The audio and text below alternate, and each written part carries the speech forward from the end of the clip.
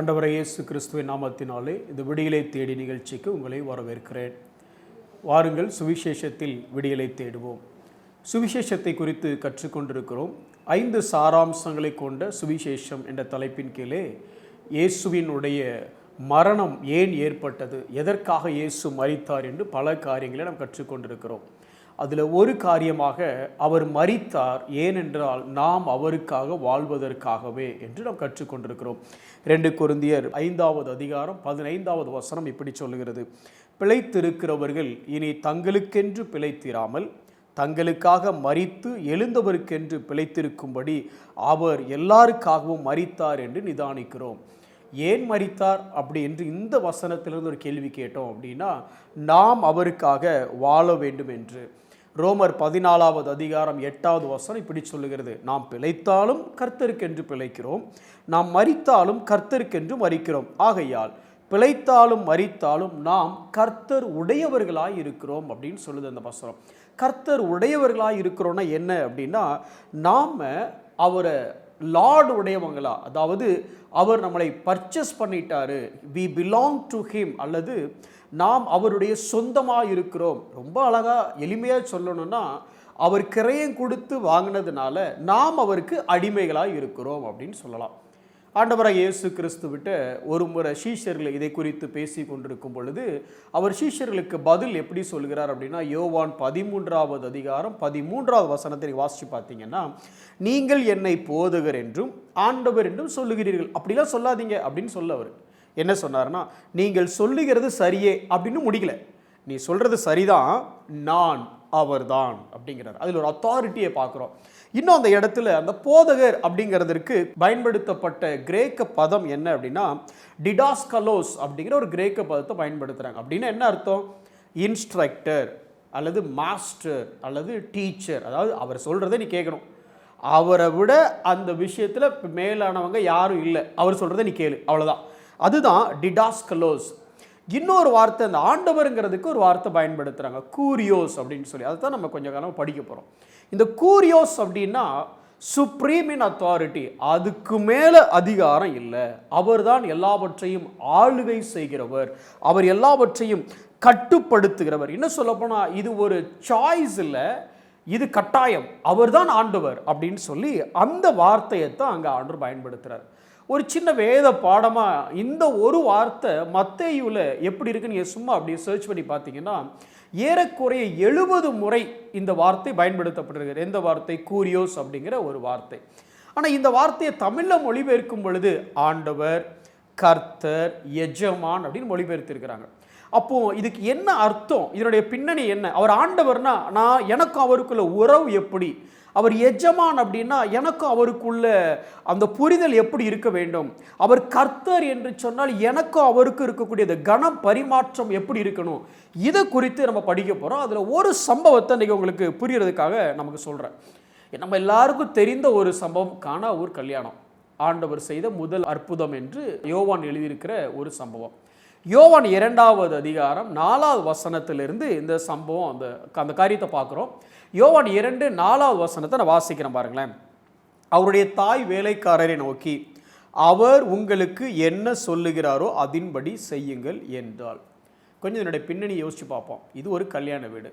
கல்யாண வீட்டில் யூதர்களுடைய திருமண முறையில் திராட்சை ரசங்கிறது நம்ம முக்கிய பங்கு வகிக்கிறது. அவங்களுடைய களிப்பு, அவங்களுடைய சந்தோஷம், இன்னும் சொல்லப்போனால் அவங்களுடைய கௌரவம் சம்பந்தப்பட்ட ஒரு காரியம் இது. இப்போ திராட்சை ரசம் கம்மியாயிடுச்சு. இப்போ இயேசு யார்? அவர் ஒரு கார்பெண்டர் ஃபேமிலி. அப்போ கார்பெண்டர் ஃபேமிலியிலேருந்து வந்தவருக்கும் கல்யாண வீட்டில் திராட்சை ரசம் தட்டுப்பாடுக்கும் என்ன சம்பந்தம்? ஏன் இயேசுடைய தாயார் இதை இயேசுகிட்ட வந்து சொல்லியிருக்கணும்? இயேசுடைய தாயார்கிட்ட அது யார் சொன்னாங்க நமக்கு தெரியலை. ஆனால் இயேசுடைய தாயார் வந்து இயேசுக்கிட்ட சொல்கிறாங்க, எப்போ இங்கே திராட்சை ரசம் இல்லையா, அதுக்கு நீ ஏதாவது செய்ய முடியுமா அப்படின்னு கேட்குறாங்க. அப்போ அவர் சொல்கிறாரு, ஸ்திரீயே உனக்கும் எனக்கும் என்ன, என் வேலை இன்னும் வரவில்லை. என்ன இப்படி சொல்லிவிட்டு அம்மாவை பார்த்து அப்படின்னு அவங்க சொல்லலை. என் டைம் இன்னும் வரல, எப்போ செய்யணும், இன்னும் ரொம்ப யதார்த்தமாக அதை சொல்லணும்னா இப்படி சொல்லலாம். கலாச்சார பின்னணியெல்லாம் விட்டுட்டு யதார்த்தமாக அதை புரிஞ்சுக்கணும் அப்படின்னா, எப்போ செய்யணும், என்ன செய்யணும்னு எனக்கு தெரியும். இப்போ இந்த அம்மா உடனே திருப்பி என்ன சொல்லியிருக்கணும்னா, நான் அம்மா வந்து சொல்கிறேன்ல அப்படின்னு அவங்க சொல்லியிருக்கணும். ஆனால் அவங்க இயேசுக்கிட்ட பதிலே சொல்லலை. இவங்க இயேசுகிட்ட வந்து கேட்குறாங்க, இதை மாதிரி திராட்சரசம் கம்மியாயிடுச்சுன்னு இயேசுகிட்ட வந்து சொல்கிறாங்க. இயேசுநாதர் சொல்கிற பதில் என்ன? ஸ்திரீயே, எனக்கும் உனக்கும் என்ன, என் வேலை இன்னும் வரவில்லைங்கிறாரு. திருப்பி இயேசுநாதர்கிட்ட எந்த பதிலும் சொல்லாமல் இந்த தாய் என்ன பண்ணுறாங்க அப்படின்னு சொன்னால், வேலைக்காரரை பார்த்து பேச ஆரம்பிக்கிறாங்க. இதுவரைக்கும் கான்வர்சேஷன் இயேசுக்கும் அவங்களுக்கும் இருந்துச்சு. இப்போ பதில் எங்கே சொல்கிறாங்கன்னா, வேலைக்காரரை பற்றி என்ன சொன்னாங்க அப்படின்னா, அவர் உங்களுக்கு என்ன சொல்லுகிறாரோ அதன்படி செய்யுங்கள். என்ன அர்த்தம் இதுக்கு? வேலைக்காரங்களாம் நிற்கும் பொழுது, எப்பா அங்கே பார், எதை பற்றி யோசிக்காத, அவர் என்ன சொல்கிறாரோ அப்படியே கேட்டுரு. அவருக்கு ஏற்கனவே திராட்சரசத்தை பற்றி ஏதாவது தெரியுமா? இல்லை. குறைந்த நேரத்தில் திராட்சரசம் தயாரிப்பது எப்படி அப்படிங்கிறத பற்றி அவர் ஏதாவது தேர்ச்சி பெற்றவராக இருந்தாரா? இல்லை, இவரை பற்றி என்ன தெரியும்? இந்த அம்மா எதை பற்றியுமே யோசிக்காமல் இந்த வேலைக்காரங்கிட்ட ஒன்று சொல்லிட்டு போச்சு, இங்கே பார், அவர் என்ன சொன்னாலும் செஞ்சிரு. அதனுடைய அர்த்தம் நம்ம தமிழில் நிதானமாக படிக்கும்பொழுது, அவர் உங்களுக்கு என்ன சொல்லுகிறாரோ அதன்படி செய்யுங்கள்னு சொல்லலாம். ஆனால் கலோக்கியில் அதை சொல்லணும்னா, அவர் என்ன சொல்கிறாரோ அதை அப்படியே செய். ஏன் எதுக்குன்னு கேள்வி கேட்காத, ஏன் எதுக்குன்னு யோசிக்காத. ஏன்னா அப்படின்னு ஒரு சங்கதி ஒளிந்திருக்கு. ஏன்னா அவர் ஆண்டவர், எனக்கு பிள்ளை தான், ஆனால் அவர் எனக்கும் ஆண்டவர். அவர் என்ன சொல்கிறாரோ அதை அப்படியே நீ செஞ்சிரு. அதை தொடர்ந்து இப்போ இயேசு வேலைக்காரர்கிட்ட பேசுகிறாரு. வேலைக்காரங்க நிற்கிறாங்க. இப்போ கொஞ்சம் யோசிச்சு பாருங்கள், கற்பனை பண்ணி பாருங்கள், இந்த வேலைக்காரங்க இப்போ என்ன நினச்சிருப்பாங்க? நமக்கு என்ன தேவை? திராட்சை ரசம் தேவை. திராட்சை ரசத்துக்கு தேவையான பொருட்கள் என்னெல்லாம் அப்படின்னு சொன்னால், ஒரு திராட்சை பழங்கள் தேவை, ஆலை தேவை, பதப்படுத்தப்பட்ட திராட்சை பழங்கள் தேவை, ஆலை தேவை, அல்லது அதை க்ரஷ் பண்ணுறதுக்கு தேவையான எக்யூப்மெண்ட்ஸ், இன்னும் சொல்லணும்னா ஒர்க்கர்ஸ், இவங்கெல்லாம் தேவை. இது தான் அவங்க மனதில் ஓடிட்டுருக்கோம்.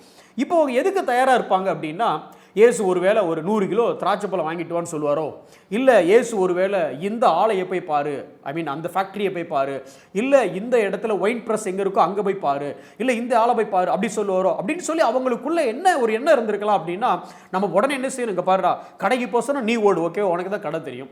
நீ திராட்சை ஆலைக்கு அல்லது அந்த ஒயின் ப்ரெஸ் அந்த இடத்துக்கு போகணுன்னா நீ போனா, உங்கள் வீட்டு பக்கத்தில் ஒன்று இருக்குது. அப்புறம் பாத்திரம் ஏதாவது தேவைன்னா நான் போகிறேன், எங்கள் வீட்டில் நிறைய பாத்திரம் இருக்குது. இப்படி ஒரு வேளை அவங்க ஆலோசனை பண்ணிட்டு இருந்திருக்கலாம், கற்பனையாக சொல்கிறேன். ஆனால் இயேசு அவங்ககிட்ட சொன்ன வார்த்தை என்ன அப்படின்னா, ஜாடிகளிலே தண்ணீர் நிரப்புங்கள் என்றார். அவர்கள் நிறைய நிரப்பினார்கள். இப்போ அவர் என்ன சொன்னார்? ஜாடியில் போய் தண்ணி எடுத்து ஊற்று அப்படிங்கிறாரு. ஏன் அவன் கேட்டானா? எதுக்குன்னு கேட்டானா? ஜாடியில் தண்ணி எடுத்து ஊற்று அப்படின்ன உடனேயே தண்ணி எடுத்து ஊற்றிட்டாங்க. அதுவும் அறகுறையாக ஊற்றல, நிறைய நிரப்பினார்கள். இது குறித்து பல பிரசங்கங்கள் நம்ம கேட்டிருப்போம். நிறைய நிரப்புனாங்க. இதெல்லாம் ஓகே, அது நிரப்புனதெல்லாம் விட்டுருங்க. ஏன் நிரப்புனாங்க?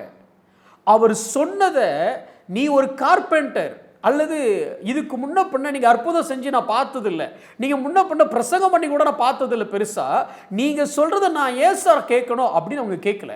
நீங்கள் சொல்கிறதுக்கும் இந்த திராட்சை ரசம் காலியாக போன சம்பவத்துக்கும் சம்பந்தமே இல்லை. சம்பந்தம் இல்லாத ஒரு வேலையை, இன்னும் சொல்ல போனால் முட்டாள்தனமான ஒரு காரியம் போல தோன்றுகிற ஒரு காரியத்தை நீங்கள் சொல்லும் பொழுது நான் ஏன் செய்யணும் அப்படின்னு யாருமே கேட்கல. ஏன் கேட்கல? ஏதோ ஒரு வகையில் அவங்களுக்கு ஒரு வேளை புரிந்திருக்கணும், இவர் ஆண்டவர். இங்கே நம்மளுடைய வேலை, அவர் என்ன சொல்லுகிறாரோ அதை அப்படியே செய்யணும். அவங்களுடைய எல்லா புரிதலையும் தாண்டி, அவங்களோட லாஜிக்கல் திங்கிங் எல்லாத்தையும் தாண்டி அவங்களுக்கு ஒன்றே ஒன்று இருந்தது. அவர் சொன்னதை கேட்டால் போதும். ஒரு கற்பனையாக சொல்கிறேன், அந்த ஜாடியில் எடுத்து உடைங்கடா அப்படின்னு சொன்ன கூட உடைச்சிருப்பாங்க. இன்னும் சொல்லப்போனால் என்ன ஒரு கீழ்த்தரமான போய் தலையில் நில்ற அப்படின்னு நின்றுருப்பான். ஏன் அப்படின்னா அவங்களுக்கு இருந்த ஒரே அஜெண்டா அவர் சொல்கிறத கேட்கணும். கடைசி என்ன நடந்துச்சுன்னு உங்களுக்கு மிச்ச கதை தெரியும். இங்கே கூட நீங்கள் பார்க்கலாம் அவருடைய லார்ட்ஷிப். அவர் உங்களுக்கு என்ன சொல்லுகிறாரோ அதன்படி செய்யுங்கள். யாருமா அவர்? He is lord. அவர் ஆண்டவர். இன்றைக்கி உங்கள் வாழ்க்கையிலையும் என் வாழ்க்கையிலையும் அவர் ஆண்டவராக இருந்தார்னா, அவர் சொல்லுகிறத நம்ம செஞ்சோம் அப்படின்னா, அந்த திராட்சை ரசம் முந்தின திராட்சை ரசத்தை விட பிந்தின திராட்சை ரசம் தித்திப்பாக இருந்தது. அதை மாதிரி தான் கல்யாண வீட்டுக்கு இயேசுவை கூப்பிட்டு இருந்ததுனால ஜாடியில் தண்ணி நிரப்ப சொன்னார், செஞ்சாங்க. இன்றைக்கி உங்கள் கல்யாண வீட்டில், உங்கள் வாழ்க்கையில் இயேசுவை கூப்பிட்டா ஒன்று நிச்சயமாக இருக்கணும், அவர் சொல்கிறத செஞ்சாகணும். என்ன? ஜாதி பார்க்காத அப்படின்னு சொன்னால் கேட்டாகணும். ஏன்னா அவர் அப்படி தான் சொல்லுவார். இல்லை, அவர் என்ன சொல்லுவாருன்னா, டினாமினேஷன் பார்க்காத, இல்லை நான் சொல்கிறத மட்டும் செய். சார் நீங்கள் சொல்கிறது லாஜிக்கலாக இல்லையே. லாஜிக்கலாக இருக்கா இல்லையாங்கிறது இல்லை, நான் ஆண்டவர்னா நான் சொல்கிறத நீ செய். ஆனால் அப்படி செஞ்சீங்கன்னா உங்கள் முந்தின திராட்சை ரசத்தை பார்க்கலாம் பிந்தின திராட்சை ரசம் நல்லாயிருக்கும். உங்கள் வீட்டுக்கு ஆண்டவர் வந்திருக்கிறாரா? வந்திருக்கிறாரு. விருந்தாளியாக வந்திருக்கிறாரா? ஆண்டவராக வந்திருக்கிறாரா?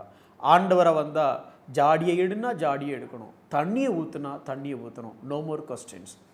நாம் இப்படி ஒபே பண்ணும் பொழுது, இப்படி அவர் ஆண்டவராக வைக்கும் பொழுது நம்ம வாழ்க்கை ஆசீர்வாதமாக இருக்கும். கண்களை மூடி நாம் ஜெபிப்போம். அன்புள்ள ஆண்டவரே, ஆம், நீர் எங்களுடைய ஆண்டவர், நீர் எங்களுடைய கர்த்தர், நீர் எங்களுடைய கூரியோஸ். அப்பா, உம்முடைய வார்த்தையின்படி, உம்முடைய கட்டளையின்படி செய்வதற்கு எங்களுக்கு தேவையான கிருபையையும் மனம் புதிதாகுதலையும் நீர் கட்டளையிடும்படியாக நாங்கள் ஜெபிக்கிறோம். இயேசுவின் நாமத்தில் பிதாவே, ஆமென்.